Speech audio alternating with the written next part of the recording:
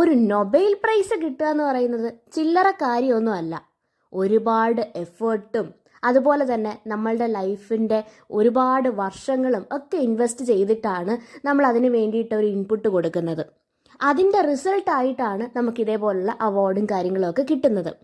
2022 കെമിസ്ട്രിയിൽ Nobel prize കിട്ടുന്നത് 3 പേർക്കാണ്. ഈ അവസരത്തിൽ അവാർഡ് വിന്നർ ആയിട്ടുള്ള കരോളിൻ ആർ ബെർട്ടോസി ഡെലിവർ ചെയ്തിട്ടുള്ള ഒരു ഗ്രാറ്റിറ്റ്യൂഡ് സ്പീച്ചിനെ പറ്റിയിട്ടാണ് നമുക്കിന്ന് പഠിക്കാനുള്ളത്. ബെർട്ടോസിയുടെ മറ്റൊരു പ്രത്യേകത എന്താണെന്ന് വെച്ചാൽ നൊബേൽ പ്രൈസ് കിട്ടുന്ന 8ാമത്തെ വനിത കൂടിയാണ് നമ്മളിപ്പോൾ പഠിക്കാൻ പോകുന്ന കരോളിൻ ആർ ബെർട്ടോസി. സ്പീച്ചിൽ ആദ്യമേ തന്നെ പറയുന്നുണ്ട്, കെമിസ്ട്രി ഹാൻഡിൽ ചെയ്യുന്നവർ അല്ലെങ്കിൽ കെമിസ്റ്റ് എന്ന് പറയുന്നത് അവർ ജസ്റ്റ് സയൻറ്റിസ്റ്റുകൾ മാത്രമല്ല, അവർ ഡ്രീമേഴ്സും കൂടെയാണ്.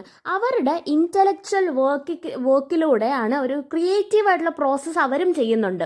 അവരുടെ മനസ്സിലുള്ള കാര്യങ്ങൾ വെച്ചിട്ട് അവരൊരു പ്രൊഡക്റ്റ് ഉണ്ടായിക്കൊണ്ട് വരുവാണ്. അപ്പോൾ നമുക്ക് ഒരുപാട് ഡ്രീംസ് ഉണ്ട്. അങ്ങനെ നമ്മളുടെ ചിന്തകളിലൂടെയാണ് നമ്മൾ ഈ കൊണ്ടുവരുന്ന ഓരോ പ്രോഡക്ട്സും ഓരോ തിയറീസും കാര്യങ്ങളും ഒക്കെ വരുന്നത്. അപ്പോൾ നമ്മൾ ജസ്റ്റ് വെറുതെ സയൻറ്റിസ്റ്റ് എന്ന് മാത്രം പറഞ്ഞാൽ പോരാ, ഞങ്ങളുടെ ഉള്ളിലും ഒരു ഡ്രീമറുണ്ട്. സയൻസിൻ്റെ ഏത് ഫീൽഡ് എടുത്ത് നോക്കിയാലും പഴയ കാലത്തിൽ നിന്നും ഇപ്പോഴത്തെ കാലത്തിൽ, അതിപ്പോൾ സയൻസ് മാത്രമല്ല ഏത് ഫീൽഡാണെങ്കിലും പണ്ടത്തെ നിന്നും ഭയങ്കര വ്യത്യാസമാണ് ഇപ്പോഴത്തെ എന്ന് പറഞ്ഞാൽ. കാരണം ഇപ്പോൾ മോഡേൺ ടെക്നോളജീസും കാര്യങ്ങളും ഒക്കെ വളരെ വലുതായിട്ട് നല്ല ഡെവലപ്മെൻറ്റും ഗ്രോത്തും ഒക്കെ ഉള്ള സമയം ആയതുകൊണ്ട് തന്നെ റാപ്പിഡായിട്ടുള്ള ചേഞ്ച് ഉണ്ട്. അപ്പോൾ ഓരോ സമയത്തും നമുക്ക് തരണം ചെയ്യാനായിട്ട് ഓരോ ടൈപ്പ് ലിമിറ്റേഷൻസ് ഉണ്ടായിരുന്നു. കെമിസ്ട്രിയെ സംബന്ധിച്ചിടത്തോളം അതുപോലെ തന്നെ ഒരുപാട് ലിമിറ്റേഷൻസ് ഉണ്ടായിരുന്നു. ഫോർ എക്സാമ്പിൾ, 2 മോളിക്യൂൾസ് തമ്മിൽ എന്തെങ്കിലും ഒരു റിയാക്ഷൻ നടത്തണം എന്നുണ്ടെങ്കിൽ ആ പ്രോസസ്സ് കുറച്ച് ഭയങ്കര ടൈം കൺസ്യൂമിങ് ആയിരുന്നു.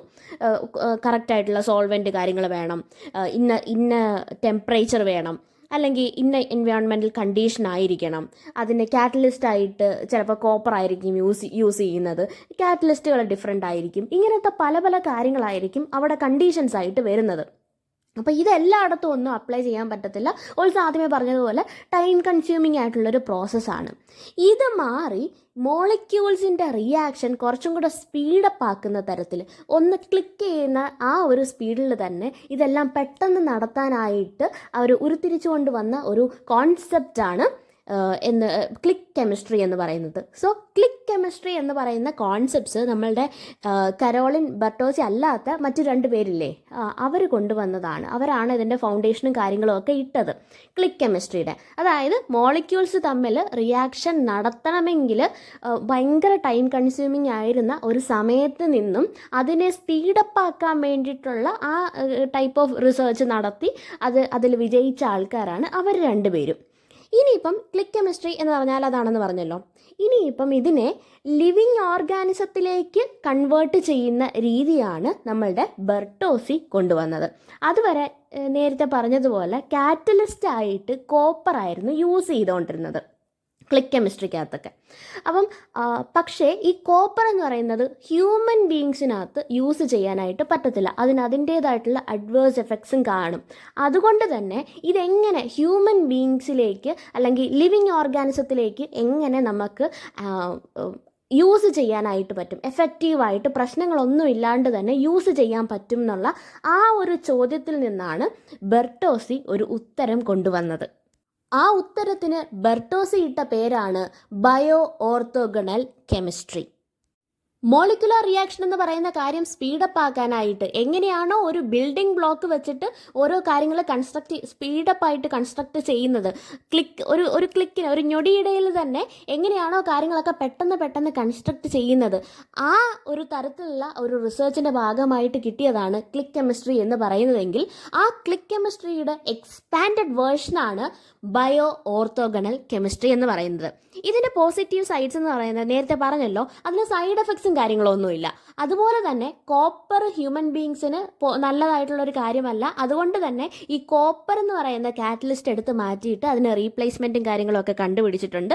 പിന്നെ അൺവാണ്ടഡ് ആയിട്ടുള്ള പ്രോഡക്ട്സ് ഒന്നും, വേസ്റ്റ് ആയിട്ടുള്ള പ്രോഡക്ട്സും കാര്യങ്ങളും ഒന്നും വരുന്നില്ല.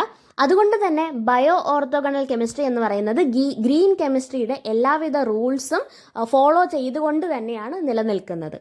റിയൽ ബയോളജിക്കൽ കോണ്ടെക്സ്റ്റിൽ വെച്ചിട്ട് എങ്ങനെയാണ് മോളിക്യൂൾസും കാര്യങ്ങളൊക്കെ പ്രവർത്തിക്കുന്നത്, അതിൻ്റെ റിയാക്ഷൻസ് എങ്ങനെയൊക്കെയാണ്, ഈ കാര്യങ്ങളെ പറ്റിയിട്ടുള്ള പഠനം നടത്താൻ വേണ്ടിയിട്ട് ഏറ്റവും യോജിച്ച ഒരു മാർഗം കണ്ടുപിടിച്ച വ്യക്തിയാണ് കരോളിൻ ആർ ബെർട്ടോസി എന്ന് പറയുന്നത്. ഇങ്ങനെയാണ് അവർക്ക് നൊബേൽ പ്രൈസ് ലഭിക്കുന്നത്. ഈ സ്പീച്ച് കൺക്ലൂഡ് ചെയ്യുന്ന സമയത്ത് അവർ പറയുന്ന മറ്റൊരു കാര്യം കൂടിയുണ്ട്. കെമിസ്ട്രിയിൽ അന്ന് വരെ ഉണ്ടായിരുന്ന ലിമിറ്റേഷൻസ് ഒക്കെ ഓരോ സമയം കഴിയുമ്പോഴും ആൾക്കാർ ഇങ്ങനെ തരണം ചെയ്തുകൊണ്ടേ ഇരിക്കും. അതിനെ ഫേസ് ചെയ്ത് ഹൗ ടു ഫേസ് ഇറ്റ് എന്നുള്ള രീതിയിൽ അതിനുള്ള സൊല്യൂഷനും കണ്ടെത്തിയിട്ടാണ് ഓരോ ആൾക്കാരും വന്നു പോയിക്കൊണ്ടിരിക്കുന്നത്. ഇപ്പം അവർ ഒരു കാര്യം ഇൻവെൻഷൻ നടത്തിയിട്ടുണ്ട്. അവർ ഇൻവെൻറ്റ് ചെയ്ത ഒരു കാര്യം കെമിസ്ട്രി ബാക്ക്ഗ്രൗണ്ടിലുള്ളവർക്ക് മാത്രമല്ല ഹെൽപ്ഫുൾ ആവുന്നത്, നോൺ കെമിസ്ട്രി അല്ലെങ്കിൽ നോൺ കെമിസ്റ്റുകൾക്കും ഒരു സപ്പോർട്ട് എന്നുള്ള രീതിയിലാണ്, അവർക്കും ഇതുകൊണ്ട് യൂസ് ഉണ്ടെന്നുള്ള രീതിയിലാണ് അവരുടെ ഇൻവെൻഷൻസ് നിൽക്കുന്നത്. അതുകൊണ്ട് തന്നെ കെമിസ്ട്രി എന്ന് പറയുന്നത് കെമിസ്റ്റുകൾക്ക് മാത്രം ഉള്ളതല്ല, എല്ലാവർക്കും ഉള്ളതാണ്. എല്ലാവർക്കും ഹെൽപ്ഫുൾ ആവുന്ന തരത്തിലുള്ള ഓരോ കാര്യങ്ങൾ കണ്ടുപിടിക്കാനാണ്, അങ്ങനെയാണ് അവർക്ക് സന്തോഷം കിട്ടുന്നത്. അങ്ങനെ കണ്ടുപിടിച്ച ഒരു കാര്യമാണ് നമ്മളിപ്പോൾ പഠിച്ചുകൊണ്ടിരിക്കുന്നതും. And let me add up something else also. ഈ വീഡിയോ ചെയ്യാനായിട്ട് സ്പീച്ച് വായിച്ച് നോക്കിയ സമയത്ത് അതിനകത്ത് ഒരുപാട് സയൻറ്റിഫിക് ടേംസ് ആൻഡ് തിയറീസ് ഉണ്ടായിരുന്നു. ഇതൊന്നും എനിക്ക് കോംപ്രിഹെൻഡ് ചെയ്യാൻ പറ്റുന്ന ടൈപ്പ് ആയിരുന്നില്ല. അതുകൊണ്ട് തന്നെ ഐ സീക്ക് സപ്പോർട്ട്. എൻ്റെ ഫ്രണ്ടായിട്ടുള്ള മിസ്റ്റർ പ്രിജിത്താണ് എനിക്കിതിനെ സപ്പോർട്ട് ചെയ്തിട്ടുള്ളത്. പ്രിജിത്തിൻ്റെ യൂട്യൂബ് ചാനലിൻ്റെ അത് ട്രോൾ പേജാണ്, ട്രോൾ ചാനലാണ്. അതിൻ്റെ ആ അക്കൗണ്ടും കൂടെ ഞാനിവിടെ ലിങ്ക് ഷെയർ ചെയ്തേക്കാം. ഇഷ്ടപ്പെടുന്നവർ ലൈക്ക് ചെയ്യുക, ഷെയർ ചെയ്യുക, സബ്സ്ക്രൈബ് ചെയ്യുക. Thank you.